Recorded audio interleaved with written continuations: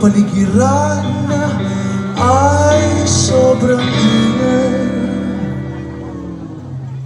at ang boses mo ang siyang lunas sa sobrang daming hita na aking nakikita. Hanap ko ang maong